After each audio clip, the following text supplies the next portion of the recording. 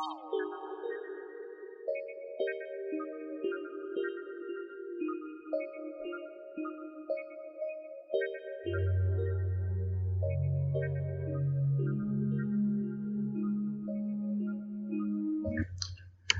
friends, today our topic is the integration.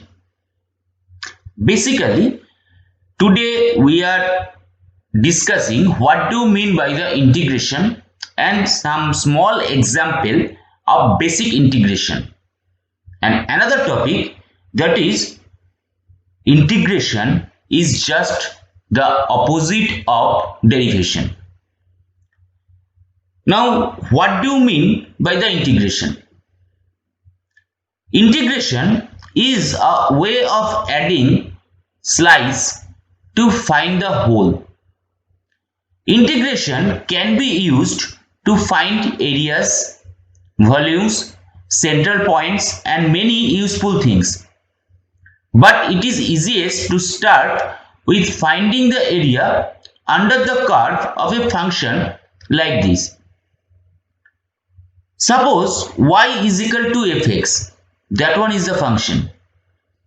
The area here we are trying to find out, that is we are using the integration.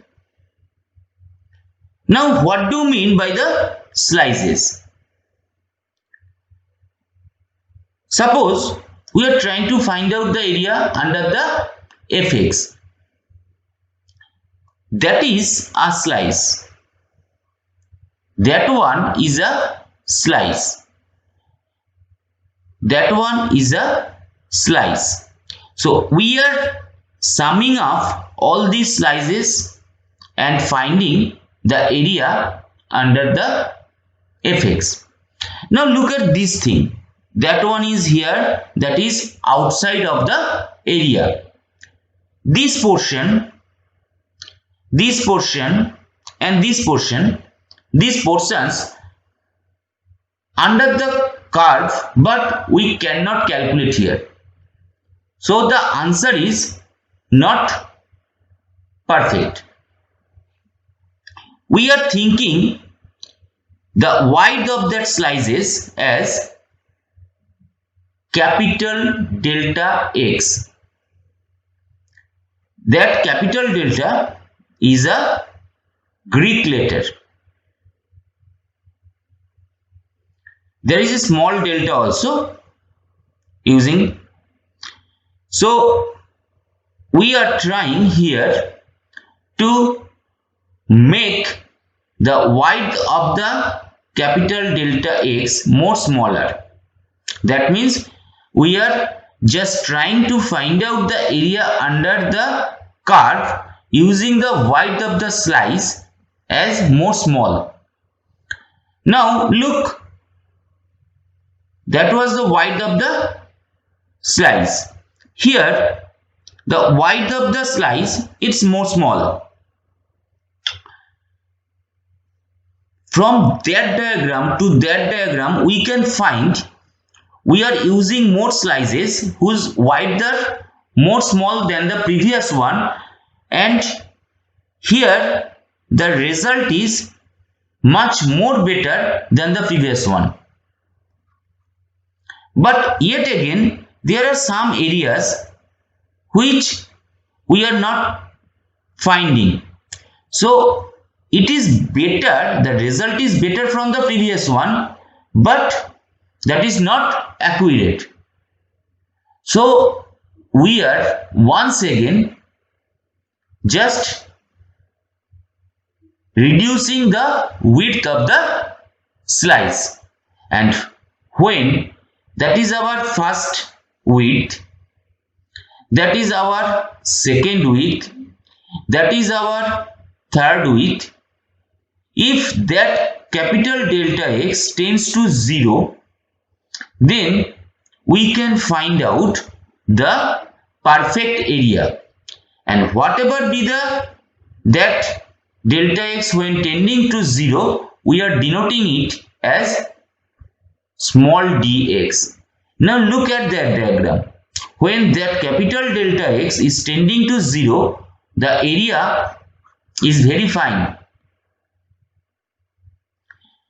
So as the slices approaches 0 to in white, the answer approaches as the true answer. Now the next topic. Finding an integral is the reverse of finding a derivative. What is the integral of 2x?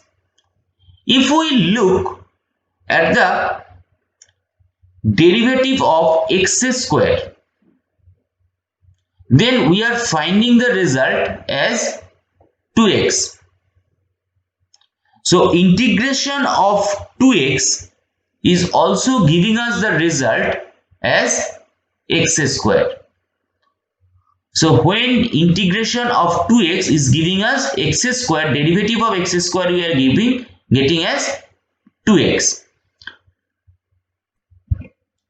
So an integral of 2x is x square. But is it complete? No. We will discuss it later. At first we check at the notation. The symbol for integral is a stylish S. S is written here like that. The integration sign is like that. That is our integral symbol. And now that is our function 2x. The integration sign is particularly denoting the sum. The idea of summing the slices. That is our slices, the slices along x. And that is our function we want to integrate. And after the integral symbol, we put the function we want to find the integral of, called the integrand.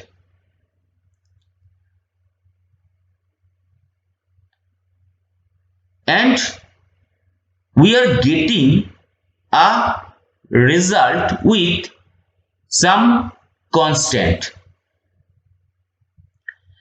Then finish with dx to mean the slices go in the x direction and approach 0 in width. And here is how we write the answer. That means integration of the 2x dx is equal to x square plus c. Now what is that plus c? Suppose we have a function x square plus 5. Now we are trying to find out the derivative of that particular function. That one means ddx of x square plus ddx of 5, where 5 is a constant, that is giving the result as 0, and that one after differentiation give us the result as 2x. So when we are integrating that particular 2x, we are getting the result as x square. But where is that plus 5? Same as if we have a function that is that one, we are getting the result as 2x only. And after integration, we are getting that one as x square. So where is minus 3? That's why we are always putting that plus c for the integrand thing. So that plus c is known as the constant of integration. So when this type of functions are there, after derivative we are getting 2x. So after integral we are not getting that plus 4 or plus 3 or minus 6. So each and every time we are writing that is x square plus c. So we wrap up the idea by just writing plus c at the end. Now a very interesting thing. We just try to define the integration using tap and tank. Before already we have discussed that capital delta x is the slice, and we are summing up this and we are getting integration or the area. Now suppose there is a empty bucket. So when drop by drop water falls from the tap, the bucket fills. We may consider that first drop suppose as delta of x1, the second drop as delta of x2, the third drop as delta of x3. In the same way, if we all consider this, then the volume of the water here we are finding. So that is particularly is just nothing. We are just summing up this complete thing. Okay, and that's how the integration works. Now that is another thing, that is constant flow rate. Integration is just like filling a tank from a tap. The input before integration is the flow rate from the tap. That means in a limited time or a unit time, how many number of drops are falling, that is the flow rate. Integrating the flow, adding up all the little bits of water, that means the drop, gives us the volume of the water in the tank. So that is the integration. Now just we think, that is the flow, that means how many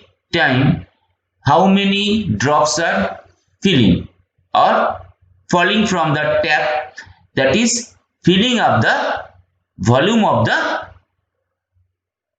bucket. So just look at the thing. If that is our empty bucket, so first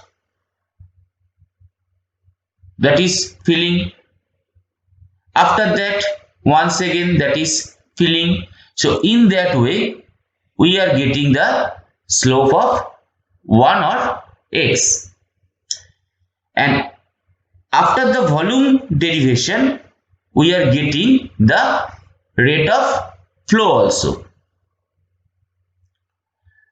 With a flow rate of 1, the tank volume increases by x when 1 drop of water is falling, that means it is filling by 1 unit. Derivative means if the tank volume increases by 1, then the flow rate is 1. Just once more, if 1 drop is falling, then in the bucket it is filling by 1 drop. So that is our flow rate, that is our volume. So when the flow rate is 1, the tank volume increases by 1.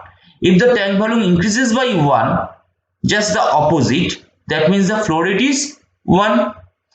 And that is also showing that integrals and derivatives are also opposite.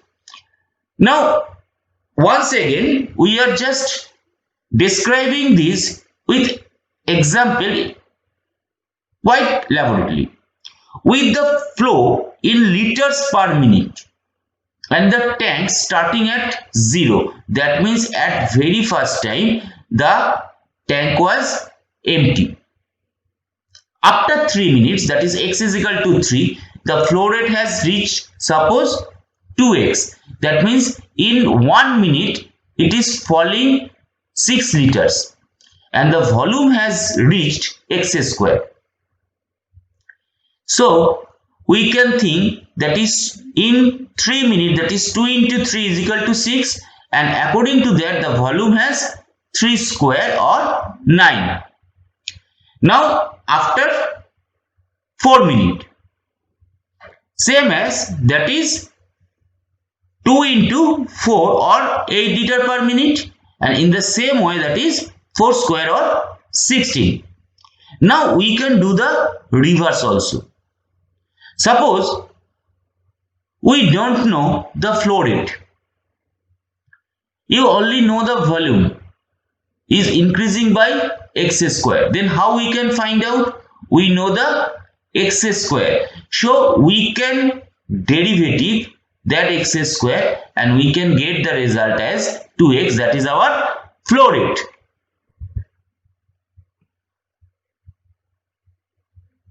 And that diagram also showing in that manner. And the slope showing the flow rate also. Okay. At 1 minute, the volume increasing at 2 liter per minute. At 2 minute, that is also 4 liter. That means 2 cross 1 equal to 2. 2 cross 2, that is equal to 4 in that way, etc. So integral and the derivatives are opposites. And we can write down in that way. That means integration of 2x dx is equal to x square plus c, and derivation of x square plus c is equal to 2x. Now once again, that plus c, how we can define? Suppose here we are thinking at the very first time the bucket was empty. Now think the bucket is not empty here. The C is here. Now as usual with the flow rate, the bucket is filling. So that is our volume increased, that one. But what happening? The C is already there. So that is x square plus C. So in that way, the flow still increases the volume by the same amount. And the increase in volume can give us back the flow rate, which reaches us to always at the plus C. And that one is the thing. Let us consider with other functions. What happen if we consider integration of cos x? If we think the derivative of sin x, we are getting the result as cos x. So integration of cos x must give us the result as sin x, but plus c or the integration constant must be there. We don't know really any other type of constant was added with the thing or not, with the function sin x or not. Another example, suppose integration of x cube. Let us check the first integration formula. If we have integration of dx to the power n dx, we are getting the result as x to the power n plus 1 divided by n plus 1 plus c. So here n is equal to 3. So we are getting x to the power n plus 1, that means 3 plus 1 divided by n plus 1, that means 3 plus 1 plus c, or the final result is x to the power 4 by 4 plus c here. Now before we end the discussion, just a small brief discussion about two things. Number one is definite integral and another one is indefinite integral. Indefinite integral, that's up to now whatever we have discussed. That means there is no particular range, there is no particular area. Whatever we are trying to find out, that is the area under the curve. Now the definite integral means there is a range. That means from a very point to another point we have to find out the area. That's why it is known as definite. That would be another discussion.